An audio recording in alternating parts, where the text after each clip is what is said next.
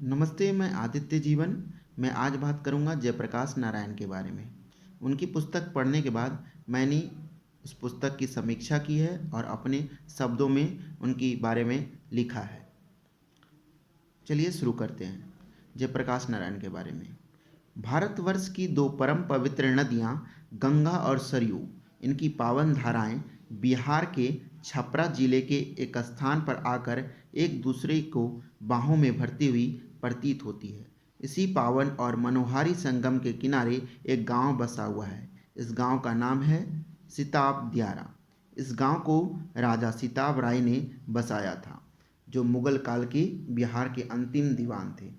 सिताब दियारा की आधारशिला रखने वाला यद्यपि अंग्रेज का भक्त था, तथापि वहाँ की आबो हवा ने एक ऐसे प्रखर प्रकाश को जन्म दिया जिसने अंग्रेजी परतंत्रता की बेड़ियों को छिन्न भिन्न कर डाला। इसी प्रखर प्रकाश का नाम था जयप्रकाश नारायण। जयप्रकाश नारायण का जन्म 11 अक्टूबर 1902 को हुआ था। इनके पिता का नाम श्री हर्षुदयाल और माता का नाम श्रीमती फुलरानी देवी था। गांव के लोग जयप्रकाश को बउलू जी, बउल भैया के संबोधन से पुकारते रहते थे। बउल का अर्थ होता है बिना दांत वाला। 4 वर्ष की उम्र तक जयप्रकाश को दूध के दांत भी ना निकले थे।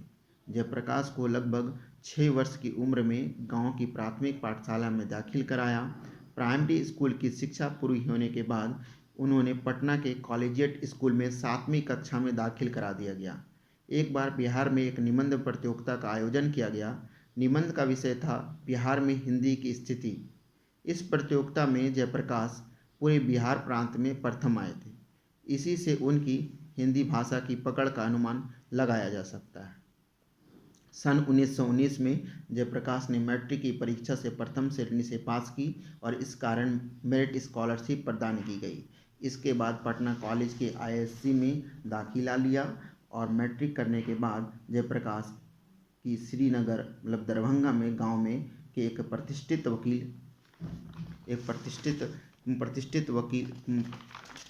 वकील ब्रजकिशोर बाबू की पुत्री प्रभावती से शादी निश्चित हो गई। चंपारण सत्याग्रह के दौरान गांधी जी की मुलाकात ब्रजकिशोर बाबू प्रभावती के पिता से हुई, जो दरभंगा में वकालत करते थे।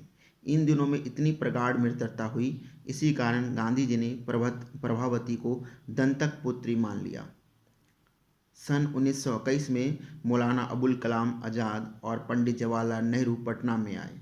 मौलाना का भाषण सुनकर जयप्रकाश उद्वेलित हो उठे। उनके अंदर अंतर में राष्ट्र प्रेम की तीव्रतम भावनाएं हिलोरने लगी। भाषण का ऐसा प्रभाव पड़ा कि अगले दिन कॉलेज छोड़ दिया एवं बिहार विद्यापीठ में दाखिला कराया। 8 अक्टूबर 1922 को जयप्रकाश अमेरिका के कैलिफोर्निया प्रदेश में जा पहुँचे। कॉलेज आरंभ होने में 3 माह का समय बचा था और आर्थिक स्थिति ठीक नहीं थी, जिस कारण वह शेर खान की मंडली में काम करने लगे। जनवरी 1923 में कैलिफोर्निया विश्वविद्यालय में दाखिला ले लिया। विस्कॉन्सिन में रहते हुए जेपी का झुकाव मार्क्सवाद की ओर होने लगा। जेपी के अमेरिका चले जाने के बाद प्रभावती साबरमती आश्रम चली गई। इसी बीच 13 अगस्त 1929 को अमेरिका से एमए की डिग्री प्रदान कर दी गई। वे अमेरिका में पीएचडी करने का मन बना चुके थे। उसी समय उन्हें अपनी माता फूलरानी देवी की बीमारी का समाचार मिला और वो वापस भारत आ गए। सवर्णीय आंदोलन से पहले जयप्रकाश स्वाधीनता आंदोलन में सक्रिय होने के कारण अंग्रेज हाथ धोकर पड़ गए थे। सितंबर 1932 में जेपी चेन्नई से गिरफ्तार कर नासिक जेल भेज दिए गए। वहाँ पर इनकी मुलाकात राम मनोहर लोहिया, मीनू मशानी, अशोक मेहता, यूसुफ मेहर अली जैसे बहुत से समर्पित समाजवादी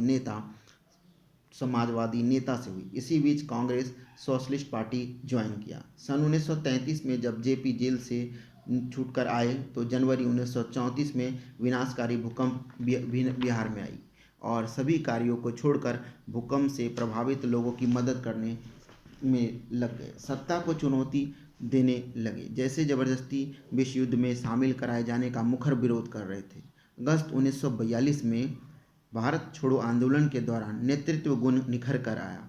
महात्मा गांधी सहित सभी वरिष्ठ नेताओं को गिरफ्तार कर लिया गया तो उन्होंने राम मनोहर लोहिया, अरुण आसफ अली के साथ आंदोलन संभाला। ज़्यादा समय तक वो बाहर नहीं रह पाए। जल्द ही जेपी को गिरफ्तार कर हजारीबाग सेंट्रल जेल में रखा गया।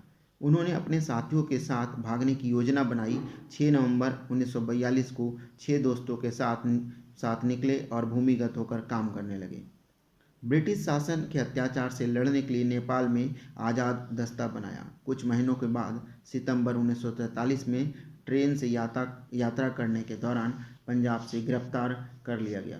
गांधी जी ने जोर देकर कहा कि राम मनोहर लोहिया और जेपी की बिना शर्त रिहाई होने पर ही अंग्रेजों से बात करेंगे। उन दोनों को रिहा कर दिया गया। आज़ादी के बाद जेपी को अपने राजनीतिक जीवन में पहली बार सामाजिक परिवर्तन के लिए हिंसा का निरर्थक विश्वास हुआ। इसके बाद विनोबा भावे के भूदान आंदोलन के करीब आए। यह उनके जीवन का दूसरा चरण आया। तीसरा चरण की शुरुआत 1970 में आया, जब आम आदमी बेरोजगारी, भ्रष्टाचार से परेशान हो गए। 1973 में जेपी ने यूथ फॉर डेमोक्रेसी संगठन बनाया। 1974 में गुजरात के छात्र ने उनसे नवनिर्माण आंदोलन के नेतृत्व का आग्रह किया।